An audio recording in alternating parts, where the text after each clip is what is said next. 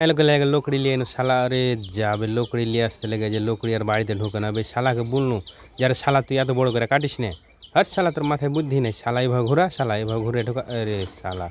দেখ তো করেছে কি বেশ শালা এবার ছুটু করে কাটতে কোনো শালা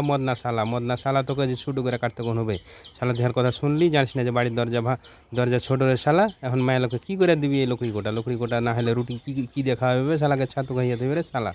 শালা আবে বড় ভাই শুন একটা বুদ্ধি বাইর কর শালা তোর মাথায় কোনো বুদ্ধি নেই লে ছোটো করে কাট শালা বড় ভাইয়ের মাথায় ছোটো করে